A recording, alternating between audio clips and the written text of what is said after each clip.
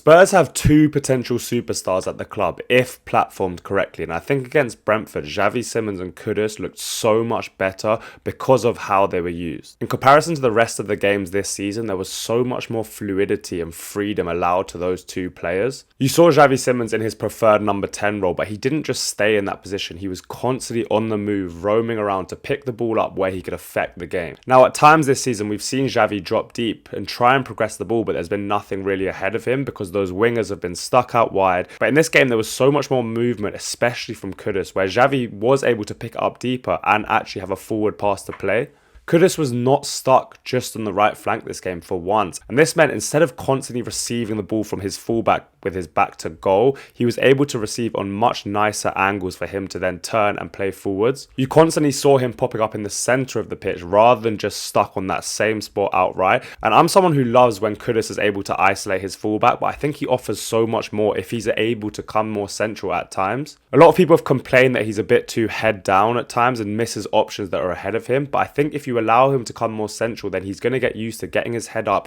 and combining with people, where on the right flank he's constantly isolated and he has to constantly go up against 1, 2, 3 defenders on his own, and that kind of disables him from being able to play with his teammates. I think a really interesting facet of this win against Brentford was that we saw Xavi and Kudus constantly linking up, and this is something I've been so big on, is getting technical, good footballers close together and then let them play. And I think when you have the likes of Kudus and Xavi in the same sorts of areas, they can combine so well, and that just creates chaos for the opposition. You've seen this across the Premier League this season at times when you get Foden and Shirky together, for example, two wildly technical players. They are able to problem solve together and it's beautiful to watch. So I want to see more of Xavi and Kudus in close proximity, allowing them to disrupt the opposition back line. One more facet that I really enjoyed from Xavi Simons, which actually created the first goal, is constantly asking questions of the back line and running beyond. Now, I think one thing Xavi could have done more this season is this, because this then buys you space. If you're constantly